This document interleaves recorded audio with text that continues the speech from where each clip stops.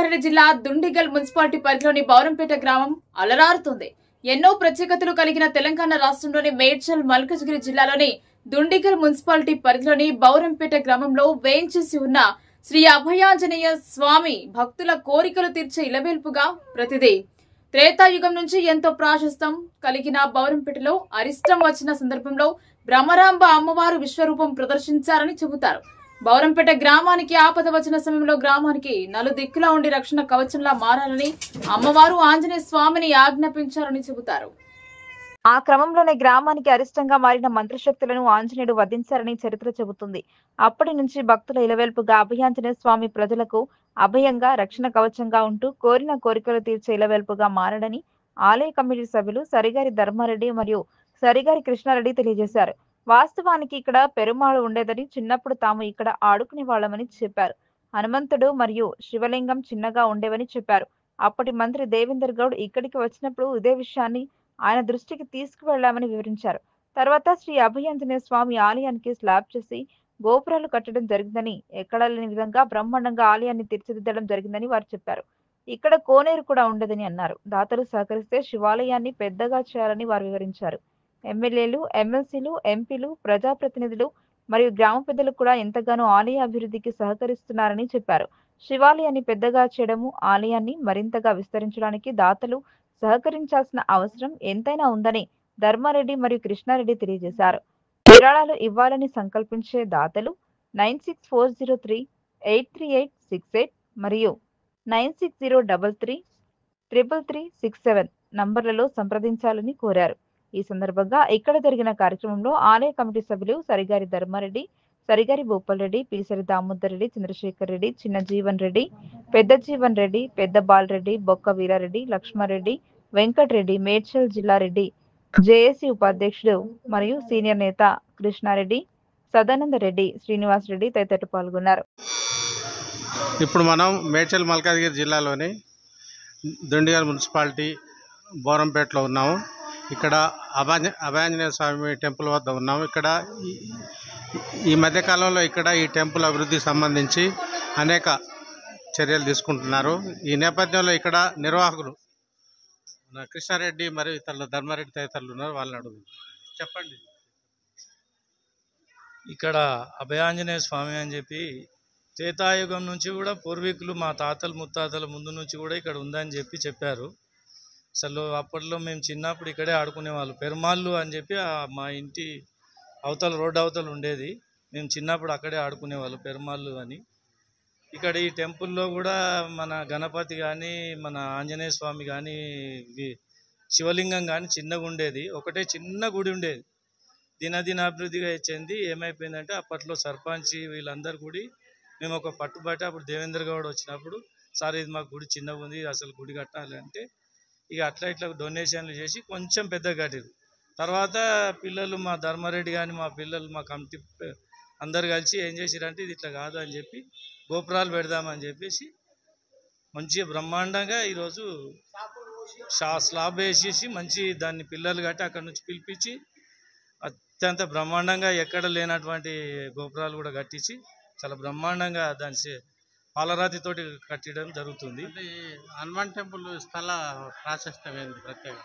ఈ స్థల ప్రాశస్త్యం నేను చెప్తున్నా కదా, గత త్రేతాయుగంలో బ్రహ్మరాంబ తల్లి ఇక్కడ ఈ యొక్క అరిష్టం పట్టిందంట గ్రామానికి. అప్పట్లో అమ్మవారిని మంత్రకాళ్ళు అని చెప్పి ఇక్కడ మొత్తం బీభోత్సవం చేస్తుంటే అమ్మవారిని అమ్మ నువ్వే కాపాడాలని చెప్పి అప్పట్లో ఆమెను వేడుకుంటే ఆమె అత్యంత భయంకరంగా విశ్వరూపం దాల్చి గ్రామంలో మధ్యరాత్రి వచ్చేసి ఆంజనేయ స్వామిని ఆదేశించిందంట. 4 దిక్కులో నిల్చుండు, ఎవరు వస్తారు చూద్దాం ఇక్కడ నేను చేస్తా అని చెప్పేసి అమ్మవారు విశ్వరూపం చూపించి ఆ మంత్రకాలను చంపేయడం జరిగిందట, సంహరించడం జరిగిందని. ఆంజనేయులు 4 దిక్కులో శిలా విగ్రహం అయిపోయిందని చెప్పేసి మా ఒక ముత్తాత ఒక పెద్ద మనిషి నాకు చెప్పిన విషయం ఇది. అతను గోధుమకుంటలో ఉండేది. ఈ అసలు పేరు బ్రహ్మరాంబపేట. అప్పట్లో మాకు తెలియలేక ముందు కూడా గ్రామ పంచాయతీ మీద ఉండినట్ట బ్రహ్మరాంబపేట అని. అది గ్రామ పంచాయతీ చిన్నగా ఉండే, ఆ గ్రామ పంచాయతీ మీద కూడా రాసి ఉండేనట్టు. ఒక కోనేరు అని ఉండే, కోనేరులో కూడా రాసి ఉన్నట్టు. అలాంటిది ఈ హనుమాన్ ఫస్ట్గా ఆదేశించిందంటే ఇక్కడ నిలబడమని హనుమంత్ ఆంజనేయ స్వామిని. అందుకే అభయాంజనేయం అభయమిస్తూ నేను ఇక్కడ ఉంటా అని చెప్పి ఎవరేం బాధపడదని అభయం ఇస్తూ అభయాంజనేయ స్వామిగా ఇక్కడ ఆయన పేరు ప్రత్యేకతలు జరిగి ఆయన భక్త కోటితోటి ఆయన నీరాజనలు అందుకుంటూ ఈ యొక్క మా యొక్క బస్తీని కానీ ఇక్కడ ఉన్న గ్రామాన్ని కానీ రక్షిస్తూ ఆయన సదా ఆయన పాదాభివందనం చేసుకుంటున్నారు. అంటే ఇప్పుడు ఈ గుళ్ళో ఏమేమి విగ్రహాలు అంటే దేవతలు? ఇక్కడ గణపతి, శివాలయం, బ్రహ్మరాంబ ఉన్నది. ఇప్పుడు మాకు వచ్చేసి శివలింగం చిన్నగా అయిపోయింది గుడి కూడా.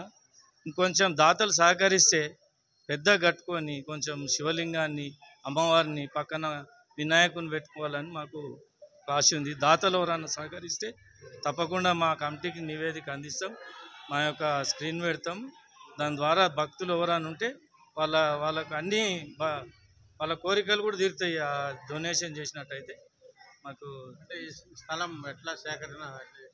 స్థలము ఇక్కడ పీసరి అనంతరెడ్డి అని చెప్పి వాళ్ళ కుమారులు కరుణాకర్ రెడ్డి, సత్తిరెడ్డి, యాదిరెడ్డి ఈ ముగ్గురు అన్నదమ్ములు కలిసి ఈ గుడికి మా సర్గారు వాళ్ళది కూడా కొంచెం కలిసి మల్లారెడ్డిది కూడా మా సర్గారు మల్లారెడ్డి మా బాబాయ్ కూడా కొంచెం ఆయన కూడా డొనేషన్ చేసి జరిగింది. అట్లా కూడా ఇంకా తక్కువనే అవుతుంది. ఈ శివాలయానికి కొంచెం పెద్దగా చేయాలని దాతలు ఎవరైనా ఉంటే తప్పకుండా సహకరిస్తారని చెప్పి మేము ప్రభుత్వ ప్రోత్సాహం ఏమన్నా ఉందా?